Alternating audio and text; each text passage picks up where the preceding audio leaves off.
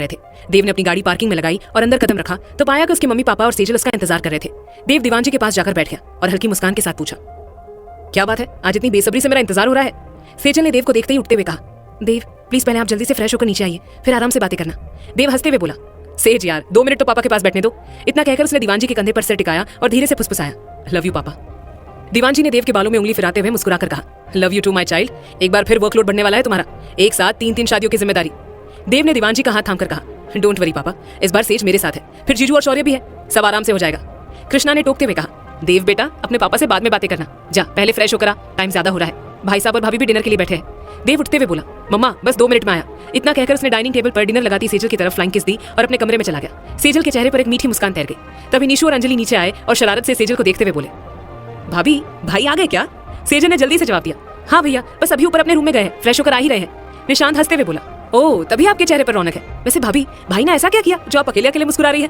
अंजलि ने सेजल का चेहरा ऊपर करते हुए शरारत से पूछा, भाभी जल्दी बताओ ना जरा, भाई ने आपके साथ क्या किया? सेजल ने दोनों का हाथ पकड़कर मुस्कुराते हुए कहा, वही किया अंजू जो विनोद जी आपके साथ करते हैं, और भैया शायद अभी आप रोशनी के साथ करके आ रहे हैं। उनकी बात सुनकर दोनों झेप गए और बोले, भाभी आप भी ना भाई के साथ रहकर उनके जैसे हो गए हो। सेजल हंसते हुए बोली, क्या हुआ देवर जी, हमने कहा तो भाई के जैसे, और आप जो हमसे शरारत कर रहे हैं वो सब। इतने में ही देव वहां आकर बैठ गया और बोला, बड़ी मम्मी पापा आइए सब। ओ नौटंकी, मेरी बीवी को क्यों परेशान कर रहे हो? जो पूछना है मुझसे पूछो। निशांत ने शरारत से पूछा, भाई भाभी बता ही नहीं रही, हम तो भाभी से पूछ रहे हैं कि उनके चेहरे पर इतनी मुस्कान क्यों है, ऐसा क्या किया था आपने अभी? देव ने सेजल को देखते हुए शरारती अंदाज में कहा, यार निशु क्या करे, बड़े बैठे थे तो फ्लाइंग किस से ही काम चलाना पड़ा, अपनी जान को गले भी नहीं लगा पाया। दीवान जी ने मुस्कुराते हुए कहा, बरखुदार एक आइडिया दूं, अपनी जान को घर पहुंचने से 5 मिनट पहले फोन कर दिया करो, जिससे वो अपने रूम में रहे, तो फ्लाइंग किस से काम नहीं चलाना पड़ेगा तुम्हें। दीवान जी की बात सुनकर सेजल शर्माकर किचन में चली गई, जबकि तीनों बच्चे एक दूसरे को हैरानी से देखने लगे। कृष्णा ने नाराजगी जताते हुए कहा, आप कभी नहीं सुधरेंगे, 24 घंटे उल्टी सीधी बातें करते हैं। देखिए मेरी बच्ची आपके कहने से कैसे शर्मा गई। निशांत ने देव के गले में हाथ डालकर कहा, मम्मा पापा को क्यों डांट रहे हो, पापा ने तो कितना अच्छा आइडिया दिया है। क्यों भाई? देव शरारत से बोला, यार निशु पापा का ये आइडिया तो मेरे ही काम आएगा, क्योंकि रोशनी तो हमेशा तेरे साथ ही आएगी। क्यों मम्मा? कृष्णा मुस्कुराते हुए बोली, सभी एक से बढ़कर एक बेशरम हो गए हो, अब चुप होकर बैठो, बड़े पापा आ रहे हैं। अंजलि ने धीरे से कहा, चाची ये कौन से काम है, अपने रूम में मम्मा को कभी अकेले नहीं छोड़ते। अंजलि की बात सुनकर सब हंस पड़े। मनोहर और मीना भी आ गए। सेजल ने रमेश के साथ खाना परोसा।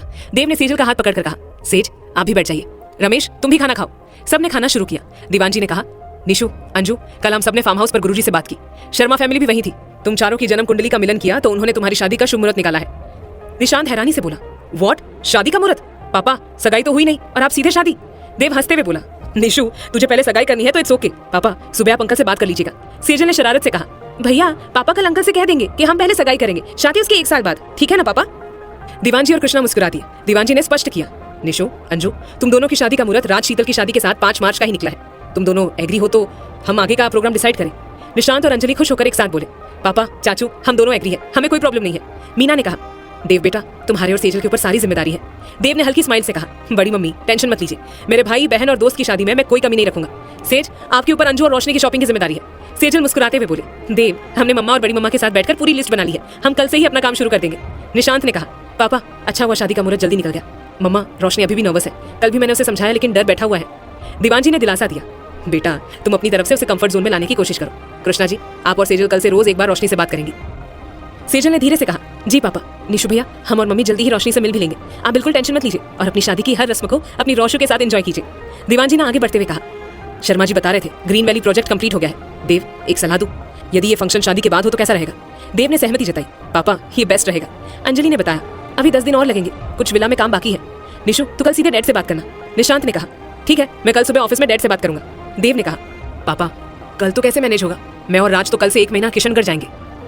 दीवान जी हैरान हुए, देव तुमने रस्तोगी से बात क्यों नहीं की, तुम दोनों को अभी लीव लेनी पड़ेगी। देव ने शांति से कहा, पापा सर ने जयपुर में दोनों की छुट्टी की बात कर ली है, उसकी टेंशन नहीं है, बट कल का कैसे मैनेज करें। निशु ऐसा करो तुम अंजू विनोद रोशनी सब मिलकर फाइनल कर दो। अंजलि ने कहा, नहीं भाई आपकी और राज भाई की प्रेजेंस जरूरी है। मीना ने सुझाव दिया, देव अंजू बिल्कुल सही कह रही है, दीनू तुम अर्जुन जी को फोन करके कल रात का टाइम ले लो। देव ने कहा, बड़ी मम्मा 7 बजे तक अजमेर पहुंच जाएंगे, ऐसा करते हैं पापा कल शाम 8 बजे उन्हें एनी अंकल के यहाँ बुला लेते हैं। दीवान जी उठे, ठीक है मैं एक बार एनी से बात करता हूँ, चलो 11 बजने वाले हैं, सब जाकर रेस्ट करो। सेजल बेटा यहाँ का काम छोड़ो, देव को सुबह जल्दी निकलना है। सब अपने अपने कमरों में चले गए। दूसरी तरफ शर्मा निवास में जब रूही और विजयकांत ने शादी की डेट बताई तो विनोद और रोशनी हैरान रह गए। रोशनी की आंखों में आंसू आ गए। विनोद ने गंभीर स्वर में पूछा, क्या हुआ दी, आपकी आंखों में नमी? रोशनी ने कहा, कुछ नहीं विनोद, मॉम यकीन नहीं हो रहा कि 3 दिन पहले स्थिति क्या थी और आज बात शादी तक पहुंच गई। विजयकांत ने उसे समझाते हुए कहा, बेटा अब परेशान होने की जरूरत नहीं है, तुम्हारा ससुराल बहुत अच्छा है और निशांत लाखों में एक है। विनोद ने मुस्कुराते हुए कहा। डैड बिल्कुल सही कह रहे हैं, आंटी और अंकल काफी फ्रैंक है। विनोद अपने रूम में गया और जल्दी से अंजू को वीडियो कॉल लगाया। अंजलि ने कॉल उठाते हुए धीरे से कहा, बोलिए सर। विनोद ने उसके चेहरे को गौर से देखा और पूछा, अंजू क्या हुआ? हमारी शादी की डेट फिक्स हो गई, फिर भी इतना लो साउंड कर रही हो? अंजलि की आंखों से आंसू बहने लगे। सर मूड सही है हमारा, सच बताएं शादी की बात सुनकर हम बहुत खुश हैं, पर इतनी जल्दी सबको छोड़कर पता नहीं कैसे रह पाएंगे मम्मा पापा चाची भाई भाभी के बिना। विनोद बेचैन होकर बोला, अंजू मुझे पता होता कि तुम ऐसे रोने लगोगी तो मैं शादी की बात ही नहीं छेड़ता। चुप हो जाओ बच्चा, अगर अच्छा नहीं लग रहा तो मैं आऊँ तुम्हारे पास, थोड़ा चलो मेरे साथ, बेटर फील करोगी। अंजलि सुबकते हुए बोली, नहीं सर हम ठीक है, बस शादी इतनी जल्दी तय हो जाएगी ये नहीं सोचा था। विनोद ने शरारत से कहा, अंजू तुम चाहो तो मैं डैड को बोलकर शादी की डेट आगे करवा दूं। अंजलि ने हल्का गुस्सा दिखाया, आप हमारा मजाक बना रहे हैं ना, जबकि आप जानते हैं हमें कितनी खुशी है आपके पास आने की। विनोद ने शांत स्वर में कहा, मजाक नहीं बना रहा यार, चलो इस टॉपिक को बंद करो। वैसे अंजू आज अपनी नाइट ड्रेस कैसे चेंज कर ली तुमने? अंजलि झेप गई और अपने को कंबल में लपेटते हुए बोली, वो आपने कल कहा था ना। विनोद ने प्यार से कहा, अंजू अपने आप को मेरे लिए बदलने की जरूरत नहीं है, वैसे इस ड्रेस में ज्यादा हॉट लग रही हो, दिल बेचैन हो गया तुम्हें इस ब्लैक कलर में देखकर। अंजलि ने नजरें नीची कर ली। विनोद कशिश भरी आवाज में बोला, अंजू इतना सिहर क्यों रही हो यार, फोन पर तो तुम्हारे साथ कोई गुस्ताखी नहीं कर सकता ना, बस एक बार तुम्हें पूरा देखना चाहता हूँ। अंजलि ने एक नजर विनोद को देखा और उसकी गहरी नजरों की तपिश में उलझकर तुरंत अपना कैमरा सेट कर दिया। अंजलि को इस ब्लैक कलर की शॉर्ट ड्रेस में देखकर विनोद का दिल बेकाबू हो गया। उसकी धड़कनें सामान्य से काफी तेज हो गई थी। मित्तल मेंशन के उस रात के सन्नाटे में देव और सेजल के कमरे की हलचलें धीरे धीरे शांत हो रही थी। सेजल के माथे पर पसीने की कुछ बूंदें थी, जैसे देव बड़े ही प्यार और सावधानी से अपने रुमाल से पोंछ रहा था। वो अभी भी सेजल के पास ही लेटा हुआ था, उसका हाथ सेजल की कमर पर था, जैसे उसे महसूस करना चाहता हूँ। देव ने अपनी धीमी और भारी आवाज में पूछा, सेज जान सच बताओ अभी भी बहुत दर्द हो रहा है क्या? अगर तुम कहो तो मैं अभी डॉक्टर को फोन करूं? सेजल ने अपनी आंखें खोली और देव के चेहरे को देखते हुए हल्की मुस्कुराहट के साथ कहा, देव प्लीज रात के इस पहर डॉक्टर को परेशान करने की क्या जरूरत है, मैं अब बिल्कुल ठीक हूँ, बस आपकी बाहों में रहना चाहती हूँ। देव ने उसे अपने और करीब खींचते हुए कहा, मुझे माफ करना सेज, पता नहीं मैं आज इतना बेकाबू कैसे हो गया, कभी कभी मुझे लगता है कि मैं तुम्हें बहुत जोर से पकड़ लेता हूँ। सेजल ने देव के खुले सीने पर अपना हाथ रखा और बोली, नहीं देव आप गलत समझ रहे हैं, आप मुझे जितना प्यार करते हैं मैं उस हर एहसास को महसूस करना चाहती हूँ, आप बस मेरे पास रहिए, यही मेरे लिए काफी है। अगली सुबह सूरज की पहली किरण के साथ ही मित्तल मेंशन में चहल पहल शुरू हो गई थी। देव और राज को किशनगढ़ के लिए रवाना होना था। हॉल में सब नाश्ते के लिए एकत्रित थे। देव तैयार होकर नीचे आया तो देखा कि सेजल पहले से ही सब संभाल रही थी। देव ने सेजल के पास जाकर धीरे से कहा, सेज मैं तैयार हूँ, अपना ख्याल रखना, और शॉपिंग की लिस्ट मैंने कल रात ही डायरी में लिख दी थी, उसे देख लेना। सेजल ने देव की टाई ठीक करते हुए कहा, आप बस अपना ध्यान रखिए, और हाँ रास्ते में गाड़ी आप नहीं रात चलाएंगे, आपने कल रात से ठीक से आराम नहीं किया है। देव मुस्कुराया और सबके सामने ही सेजल का माथा चूम लिया। ये देखकर कृष्णा और मीना ने एक दूसरे को देखकर आंखें मटका ली। दीवानजी ने गला साफ करते हुए कहा, देव रास्ते में गाड़ी संभाल कर चलाना, पहुंचते ही फोन कर देना। देव ने अपने बड़े पापा और पापा के पैर छुए और बोला, जी पापा सब ठीक रहेगा, आप सब निशु और अंजू की शादी की तैयारियों पर ध्यान दीजिए, हम 2 दिन बाद वापस आ जाएंगे। निशांत ने देव के कंधे पर हाथ रखा और बोला, भाई आप बेफिक्र होकर जाइए, मैं और विनोद सब संभाल लेंगे, आप बस अपना काम पूरा करके आइए। सबको अलविदा कहकर देव और राज अपनी गाड़ी की ओर बढ़े। रास्ते में देव काफी गंभीर था। राज ने चुप्पी तोड़ते हुए कहा, क्या बात है देव, इतना शांत क्यों है, क्या सेजल की तबीयत को लेकर अभी भी टेंशन है? देव ने बाहर की ओर देखते हुए कहा, राज मुझे समझ नहीं आ रहा कि सब कुछ इतना जल्दी कैसे हो रहा है, 3 शादियां, ग्रीन वैली प्रोजेक्ट, फिर मेरा और सेजल का भविष्य, कभी कभी लगता है कि मैं इन सब जिम्मेदारियों की बोझ तले दब रहा हूँ। राज ने गाड़ी की स्पीड धीमी करते हुए कहा, भाई तू अकेला नहीं है, हमारे पास सेजल जैसी पार्टनर है और घर में बड़े बुजुर्ग, देख हम सब साथ हैं, तू बस अपनी मेहनत पर ध्यान दे। उधर शर्मा निवास में रोशनी और विनोद की बातचीत चल रही थी। विनोद ने रोशनी को फोन किया था, दी आज ऑफिस में डैड हमारे रिश्ते की अनाउंसमेंट करने वाले हैं, आप तैयार है ना? रोशनी ने कांपती हुई आवाज में कहा, विनू सच कहूँ तो डर लग रहा है, जब सब लोग हमें एक साथ देखेंगे तो क्या सोचेंगे, इतने बड़े बिजनेस घराने के साथ मेरा नाम जुड़ेगा, कहीं कोई कुछ गलत ना सोचे। विनोद ने हंसते हुए कहा, दी आप बहुत ज्यादा सोच रही है, आप किसी की परवाह मत कीजिए, निशांत आपको बहुत प्यार करता है और वो किसी भी हालत में आपका साथ नहीं छोड़ेगा। ठीक 10 बजे ऑफिस के कॉन्फ्रेंस हॉल में सब मौजूद थे। विजयकांत ने सबको संबोधित करते हुए कहा, आज मेरे लिए बहुत खुशी का दिन है, मेरे बच्चे विनोद और रोशनी अब अपनी नई जिंदगी की शुरुआत करने जा रहे हैं। उनका रिश्ता निशांत और अंजलि के मित्तल परिवार के साथ जुड़ रहा है। हॉल तालियों की गूंज से भर गया। निशांत ने रोशनी की ओर देखा और मुस्कुरा दिया। रोशनी के चेहरे पर एक अलग ही चमक थी जो उसकी घबराहट को धीरे धीरे मिटा रही थी। शादी की शॉपिंग की भागदौड़ अगले कुछ दिनों तक जारी रही। अंजलि और सेजल ने जयपुर के सबसे मशहूर शोरूम से कपड़े और ज्वेलरी सिलेक्ट की। सेजल अपनी जिम्मेदारी बखूबी निभा रही थी, जैसे कि उसने वादा किया था। वो हर चीज में देव की पसंद और घर की मर्यादा का ख्याल रख रही थी। एक शाम जब घर में सब संगीत की तैयारी कर रहे थे, अंजलि ने विनोद को फोन लगाया। अंजलि काफी खुश थी। विनोद जी क्या आप खाली है? आज बहुत सारी शॉपिंग हुई है, देखना चाहेंगे क्या? विनोद की आवाज में एक अलग ही कशिश थी। अंजू मैं हमेशा तुम्हारे लिए खाली हूँ, चलो वीडियो कॉल करो, देखना चाहता हूँ कि मेरी होने वाली दुल्हनिया किस रूप में नजर आ रही है। अंजलि ने कैमरे के सामने अपनी नई ड्रेस दिखाई जो सुनहरे और लाल रंग की थी। विनोद ने उसे देखते ही कहा, अंजू कसम से तुम अप्सरा लग रही हो, इस ड्रेस में तो तुम कहर ढा दोगी, काश मैं तुम्हें अभी देख पाता। अंजलि शर्माते हुए बोली, बस कीजिए विनोद जी, आप हमेशा ऐसी ही तारीफें करते रहेंगे तो मैं पूरी शादी में शर्माती रह जाऊंगी। विनोद हंसकर बोला, शर्माना तो तुम्हारा गहना है अंजू, मुझे तो तुम्हारी वही हंसी और वो शरारत पसंद है। वैसे शादी में सिर्फ 15 दिन बचे हैं, क्या तुम एक्साइटेड हो? अंजलि ने एक ठंडी आह भरी और कहा, बहुत ज्यादा, पर सच कहूँ तो थोड़ा डर भी लग रहा है। नया घर, नए लोग, क्या मैं सब कुछ अच्छे से संभाल पाऊंगी? विनोद ने गंभीरता से कहा, अंजू, मेरे घर में कोई बाहर का नहीं है। मम्मा और डैड तुम्हें अपनी बेटी मानते हैं और मैं तो हूँ ही तुम्हारे साथ। तुम्हें बदलने की जरूरत नहीं है, बस तुम जैसी हो वैसी ही रहना। अंजलि की आंखों में आंसू आ गए। उसने कहा, थैंक यू विनोद जी, मुझे आपसे यही उम्मीद थी। शादी की रस्में जोर शोर से शुरू हो चुकी थी। हल्दी, मेहंदी और संगीत के फंक्शन में मित्तल और शर्मा परिवार एक हो गए थे। देव और राज भी किशनगढ़ से वापस आ गए थे। देव ने आते ही सेजल को गले से लगा लिया, जैसे वो कई सालों बाद मिल रहा हो। देव ने फुसफुसाते हुए कहा, सेज, मैंने तुम्हें बहुत मिस किया। यहाँ सब ठीक था ना? सेजल ने हंसते हुए कहा, सब ठीक था देव, आप वापस आ गए, अब और भी अच्छा लगेगा। शादी वाले दिन पूरा अजमेर रोशनी से सरोवर था। घोड़ियों की रौनक और बारात का शोर हर तरफ था। देव, निशांत, राज और विनोद सब दुल्हे के लिबास में शानदार लग रहे थे। जब रस्मों का समय आया तो दीवान जी और विजयकांत दोनों की आंखों में आंसू थे। दीवान जी ने देव को देखकर कहा, देव, आज तुम्हारी जिम्मेदारी पूरी होती है। तुमने जो वादा किया था वो तुमने निभाया। देव ने हाथ जोड़कर कहा, पापा, ये मेरी जिम्मेदारी नहीं, मेरा धर्म था। आज मेरे भाई और मेरी बहन अपने जीवन के सबसे बड़े पड़ाव पर है। शादी संपन्न हुई। रोशनी, अंजलि और शीतल अब अपने नए परिवारों में जाने को तैयार थी। विदाई का समय बहुत भावुक था।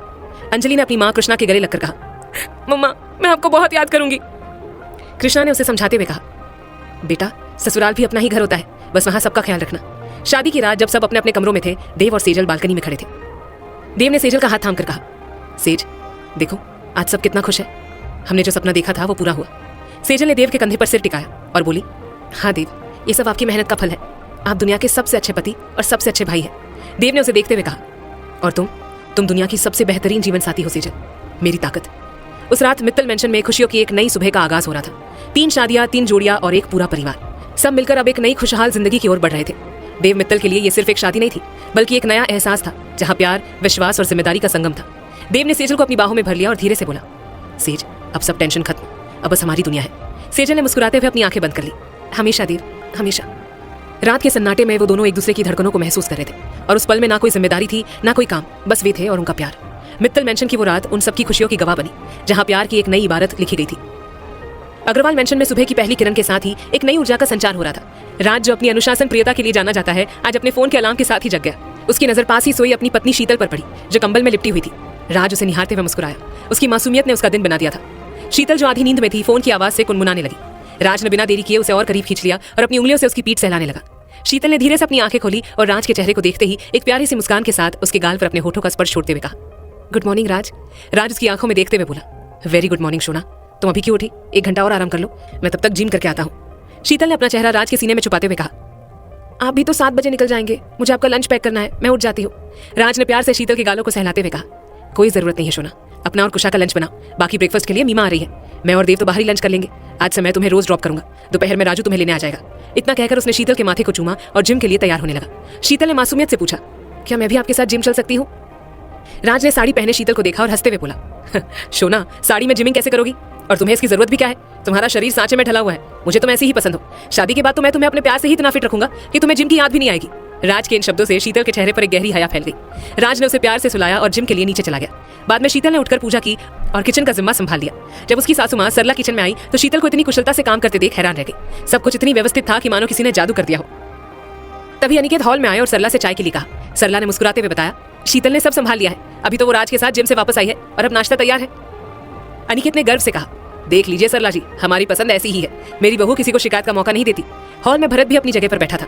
राज और शीतल को एक साथ आते देख माहौल खुशनुमा हो गया। राज ने अनिकेत और सरला को विश किया और भरत के पास बैठते हुए बोला, गुड मॉर्निंग ब्रो। भाई, अपनी टमी का ध्यान रखो, भाभी को रोमांस करने में दिक्कत होगी। भरत ने राज को घूरते हुए कहा, बहुत बोल रहा है राज, जूनियर भरत के आने की खबर क्या मिली? तुझे तो जैसे पंख लग गए हो। हंसी मजाक के बीच जब शीतल कुशा की चोटी बनाने के लिए उसे अपने रूम में ले गई तो राज भी फ्रेश होने चला गया। कुशा की बातों से ये साफ था कि वो शीतल से कितना प्यार करती है। राज जब नहाकर टॉवेल में बाहर आया और कुशा ने उसे गले लगाया तो राज की आंखों में अपनी होने वाली दुल्हन के लिए प्यार छलक रहा था। राज ने शीतल के करीब जाकर उसे बाहों में भरा और गंभीरता से कहा, सोना, तुम्हारी खामोशी बहुत कुछ कहती। तुम स्कूटी लाना चाहती हो, लेकिन मेरी अपनी चिंताएं हैं, मैं तुम्हें सुरक्षित देखना चाहता हूँ। शीतल मुस्कुराकर बोली, मान जाइए ना राज, मुझे अपनी स्कूटी लाने दीजिए। राज ने उसकी कमर पर हाथ रखा और कहा, सब बताऊंगा लेकिन अभी नहीं, अभी रेडी हो जाओ, आज येलो साड़ी पहनो, उस दिन तुम बहुत खूबसूरत लग रही थी, आज भी वैसी ही लगोगी। राज ने काजल से शीतल को सवारा। नीचे ब्रेकफास्ट टेबल पर भरत ने राज के गाल पर दांत का निशान देख लिया था और मजाक उड़ाने लगा। शीतल शर्माकर किचन में भाग गई, लेकिन बाद में भरत ने अपनी गलती मानते हुए राज से माफी मांगी और माहौल को फिर से हल्का कर दिया। दूसरी ओर मित्तल मेंशन में सुबह का नजारा कुछ अलग था। देव अपनी एक्सरसाइज पूरी करके कमरे में लौटा तो देखा कि सेजल अभी भी गहरी नींद में सो रही थी। कल रात की थकान उसके चेहरे पर साफ दिख रही थी। देव ने घड़ी देखी और उसके मन में एक लहर सी दौड़ गई, आज सेजल अभी तक नहीं उठी, रात को उसे वाकई बहुत तकलीफ हुई थी क्या? उसकी नजर टेबल पर रखे एक बॉक्स पर पड़ी, जिसे देखकर देव का चेहरा एक पल के लिए फीका पड़ गया। उसने अपने माथे पर हाथ मारा और बुदबुदाया, ओ गॉड, इतनी सिली मिस्टेक मुझसे कैसे हो गई? मुझे होश ही नहीं रहा कि सेजल को अभी तक कोई जानकारी नहीं है। मैंने बिना सुरक्षा के, ओह शिट, कहीं इसीलिए तो उसे इतना दर्द नहीं हो रहा था। देव की मुट्ठी कस गई। वो धीरे से सेजल के पास जाकर बैठ गया। वो सो रही थी, लेकिन उसके चेहरे पर कहीं ना कहीं एक बेचैनी थी। देव को अपनी गलती का एहसास हो रहा था। उसने सोचा, मुझे उसे पहले ही सब बता देना चाहिए था। उसकी मासूमियत ने ही मुझे इतना बेकाबू कर दिया था कि मैंने उसके स्वास्थ्य का भी ध्यान नहीं रखा। देव ने सेजल के बालों को सहलाया और धीरे से कहा, आई एम सॉरी सेज, मुझे अपनी उत्तेजना पर काबू रखना चाहिए था। सेजल ने हल्की हलचल की, लेकिन जागी नहीं। देव जानता था कि आज का दिन उसके लिए बहुत महत्वपूर्ण है। घर में शादियों की तैयारी और सेजल की पढ़ाई का बोझ। वो नहीं चाहता था कि उसकी इस गलती की वजह से सेजल के स्वास्थ्य पर बुरा असर पड़े। उसने मन ही मन निश्चय किया कि वो आज सेजल का हर संभव ख्याल रखेगा। उसने चुपचाप जाकर उसके लिए गर्म पानी और डॉक्टर द्वारा बताई गई कुछ सावधानियों की तैयारी शुरू कर दी। देव मित्तल, जो अपने परिवार के लिए एक चट्टान की तरह खड़ा रहता था, आज अपनी ही पत्नी के सामने शर्मिंदा था। तभी सेजल की आंखें खुली। उसने देव को अपने पास बैठा देखा और मुस्कुरा दी। देव, आप इतनी देर से यहाँ क्या कर रहे हैं? देव ने उसकी आंखों में देखते हुए कहा, कुछ नहीं सेज, बस तुम्हें देख रहा था। मुझे माफ कर देना अगर कल रात मैंने तुम्हें तकलीफ दी हो। मुझे एहसास हुआ कि मैं बहुत स्वार्थी हो गया था। सेजल ने मुस्कुराते हुए उसका हाथ अपने गाल पर रखा और बोली, देव, आप स्वार्थी नहीं है, मैं आपकी पत्नी हूँ और मैं सब कुछ समझती हूँ। प्लीज आप खुद को दोष मत दीजिए। देव ने उसे अपने सीने से लगा लिया और बोला, मैं तुमसे बहुत प्यार करता हूँ सेजल। आज से हम और भी सावधानी बरतेंगे। दोनों की ये खामोश बातचीत उनके रिश्ते की मजबूती को दर्शा रही थी। मित्तल मेंशन की वो सुबह भी खुशियों से भरी थी, लेकिन देव के दिल में अपनी पत्नी के प्रति जो सम्मान और जिम्मेदारी थी, वो उसे और भी बड़ा इंसान बना रही थी। शादियों की भागदौड़ के बीच ये छोटे छोटे पल ही उनके प्यार की असली बुनियाद थे। मित्तल मेंशन के उस कमरे में सुबह की रोशनी और देव की चिंता के बीच एक अजीब सी खामोशी थी। देव का दिल अपने ही किए पर धड़क रहा था। उसने सेजल का हाथ थामा और गंभीरता से पूछा, सेज, मुझे सच बताओ कि तुम्हें अभी भी असहनीय दर्द हो रहा है? मम्मा तो बाहर गई है, पर क्या मुझे गायनिक को इस वक्त घर पर बुला लेना चाहिए? सेजल ने अपनी आंखों से देव की बेचैनी को महसूस किया। वो समझ रही थी कि देव अपनी एक छोटी सी लापरवाही को लेकर खुद को कितना दोषी मान रहा है। उसने धीमी आवाज में कहा, देव प्लीज शांत हो जाइए। मम्मा ने कहा है कि दवा अपना असर दिखाएगी। मुझे अब काफी राहत महसूस हो रही है। आप अपना ऑफिस का काम छोड़कर ऐसे परेशान मत होइए, वरना मुझे और भी बुरा लगेगा। देव ने उसे अपने पास बिठाया और उसके सिर पर हाथ फेरते हुए कहा, मैं जानता हूँ कि मैं बहुत लापरवाह था सेज। मुझे एहसास है कि मेरी उस जल्दबाजी का खामियाजा तुम्हें भुगतना पड़ा है, लेकिन वादा करो कि अगर दर्द थोड़ा भी बढ़ा तो तुम मुझे तुरंत फोन करोगी। कोई भी बात मम्मा या मुझसे छिपानी नहीं है। सेजल ने मुस्कुराते हुए सिर हिलाया। उसी समय नीचे हॉल में कृष्णा और दीवान जी के बीच बातें हो रही थी। दीवान जी के चेहरे पर एक चमक थी, जिसे देख कृष्णा ने आंखें तरेरते हुए कहा, मित्तल साहब, आप बहुत ज्यादा सोच रहे हैं। अभी उन्हें एक दूसरे के साथ का आनंद लेने दीजिए। इतनी जल्दी दादी बनने की मुझे कोई हड़बड़ी नहीं है। दीवान जी हंस पड़े। अरे कृष्णा, मैं तो बस एक पिता के तौर पर खुश हो रहा हूँ। देव अब अपनी जिम्मेदारियों को समझ रहा है, बस यही काफी है। उधर देव जब सेजल को जरूरी हिदायत देकर नीचे आया तो उसने अपनी माँ कृष्णा को गले लगा लिया। कृष्णा ने प्यार और थोड़ी नाराजगी के साथ देव के कान खींचे और कहा, जाओ अब अपनी ड्यूटी पर ध्यान दो। अपनी पत्नी की फिक्र जितनी तुम्हें है उतनी ही मुझे भी है। मैं उसे अपनी बेटी की तरह संभाल लूंगी। देव ने दीवान जी का आशीर्वाद लिया और अपनी कार लेकर राज के घर की ओर निकल पड़ा। राज और शीतल पहले से ही तैयार थे। जैसे देव की गाड़ी रुकी, राज और शीतल बाहर आए। देव की गाड़ी में बैठते ही राज ने पूछा, भाई सेजल की तबीयत कैसी है? तू काफी गंभीर दिख रहा है। देव ने सड़क की ओर देखते हुए कहा, वो बेहतर है राज, बस थोड़ी थकान और एब्डोमिनल क्रैम्प्स थे। मैंने आज सुबह गायनिक से अपॉइंटमेंट लेने के लिए मम्मा को कह दिया है। शीतल ने देव का ढांढस बंधाते हुए कहा, जीजू आप चिंता मत कीजिए, दीदी बहुत मजबूत है, वो जल्दी ही ठीक हो जाएंगी। आप आज किशनगढ़ के प्रोजेक्ट पर फोकस कीजिए, हम सब संभाल लेंगे। राज ने गाड़ी की रफ्तार थोड़ी बढ़ाई और कहा, बिल्कुल भाई, घर पर सब ठीक है और मम्मा से बेहतर देखभाल और कोई नहीं कर सकता। तूने सेजल को बहुत अच्छी तरह से समझा दिया होगा, अब बस खुद को रिलैक्स कर। पूरे रास्ते देव के दिमाग में बस सेजल की वही मासूम आंखें और उसका दर्द था। किशनगढ़ पहुंचते पहुंचते देव ने खुद को इस ख्याल से शांत किया कि सेजल के साथ मम्मा है और वो सुरक्षित है। काम की आपाधापी में भी उसका ध्यान बार बार अपने फोन की तरफ जा रहा था। दोपहर के 2 बजे का समय था। देव ने अपनी मीटिंग से ब्रेक लिया और तुरंत सेजल को कॉल लगाया। हेलो सेज, कैसी हो तुम? मम्मा ने गायनिक से बात की क्या? कोई मैसेज आया? देव ने एक ही सांस में सारे सवाल पूछ डाले। सेजल की आवाज फोन की दूसरी तरफ से आई, देव आप इतने परेशान क्यों है? मैं ठीक हूँ, मम्मा मुझे गायनिक के पास ले गई थी। डॉक्टर ने कुछ विटामिन और रेस्ट की सलाह दी है। उन्होंने कहा है कि ये बहुत सामान्य है, घबराने की कोई बात नहीं है। देव की जान में जान आई। उसने राहत की सांस ली और कहा, थैंक गॉड सेज, मुझे बहुत बुरा लग रहा था कि मेरी वजह से तुम्हें इतना सब सहना पड़ा। सेजल खिलखिलाकर हंस पड़ी। देव आप बहुत ज्यादा सोच रहे हैं, अपनी मीटिंग खत्म कीजिए और शाम को जल्दी घर लौटिए, मुझे आपकी बहुत याद आ रही है। देव के चेहरे पर एक सुकून भरी मुस्कान आ गई। किशनगढ़ का काम और मित्तल मेंशन की वो यादें, दोनों के बीच एक गहरा बंधन बन रहा था। देव ने महसूस किया कि परिवार और प्यार का ये सफर कभी कभी चुनौतीपूर्ण होता है, लेकिन एक दूसरे का साथ हो तो हर मुश्किल आसान हो जाती है। उसने फोन रखते हुए राज से कहा, राज सब ठीक है, सेजल ठीक है। राज ने मुस्कुराकर देव की तरफ देखा और कहा, देखा भाई, सब कुछ वक्त के साथ अपने आप ठीक हो जाता है। अब अपनी इस मुस्कान को बरकरार रख और अपना ध्यान उस प्रोजेक्ट पर लगा जिसके लिए हम यहाँ आए हैं। मित्तल मेंशन और अग्रवाल परिवार के बीच का ये रिश्ता अब और भी गहरा हो चुका था। देव के लिए आज की सीख ये थी कि जिम्मेदारी का मतलब सिर्फ बड़े बड़े फैसले लेना नहीं, बल्कि अपने जीवन साथी की छोटी से छोटी तकलीफ का ख्याल रखना भी है। वो समझ चुका था कि प्यार सिर्फ जज्बातों में नहीं, बल्कि एक दूसरे के प्रति देखभाल और सम्मान में बसता है। बांदर सिंदरी के काम से फारिग होकर जब देव और राज किशनगढ़ में थे, तब घड़ी की सुइयां 4 बजने का संकेत दे रही थी। देव की बेचैनी बढ़ती जा रही थी। जैसे ही उसे सेजल का ख्याल आया, उसका हाथ खुद ब खुद फोन की तरफ चला गया। राज ने उसे परेशान देख कंधा थपथपाया। आराम से देव, पहले बात कर ले। देव ने बार बार सेजल का नंबर घुमाया, लेकिन दूसरी तरफ से कोई जवाब नहीं आया। घबराहट में देव का चेहरा सफेद पड़ने लगा। वो सोचने लगा कि क्या सेजल को फिर से दर्द उठा है? क्या वो उठने की स्थिति में भी नहीं है? राज ने देव की हालत देखी और झटके से अपना फोन निकाला। तू पागल हो गया है क्या? अगर फोन नहीं उठ रहा तो सीधा आंटी को फोन लगा। राज ने कृष्णा जी को फोन किया। फोन उठते ही राज ने कहा, आंटी देव फोन कर रहा है पर सेजल उठा नहीं रही है। मजनू की जान निकली जा रही है, प्लीज एक बार सेजल से बात करवा दीजिए। उसने तुरंत फोन देव को थमा दिया। देव ने बेताबी से पूछा, मम्मा सेजल ठीक तो है ना, वो फोन क्यों नहीं उठा रही? कृष्णा जी ने फोन पर हल्की मुस्कान के साथ कहा, क्यों चिंता कर रहे हैं बेटा, मैंने कहा था ना कि मैं ध्यान रखूंगी। तेरी जान को लंच कराकर डॉक्टर की दी हुई दवाई खिला दी है। दवाइयों के असर से वो गहरी नींद में है, शायद इसीलिए फोन साइलेंट पर रखा होगा। तो चिंता छोड़, वो आराम कर रही है। देव को थोड़ी राहत मिली, लेकिन उसके मन में अभी भी संशय था। उसने फोन रखते हुए एक लंबी सांस ली। किशनगढ़ की भागदौड़ और प्रोजेक्ट की जिम्मेदारियों के बीच उसका आधा मन हमेशा मित्तल मेंशन में ही अटका हुआ था। राज ने गाड़ी स्टार्ट करते हुए कहा, देख लिया, सब ठीक है, अब चल, हमें वापस भी पहुंचना है। कल आएगा कहानी का अगला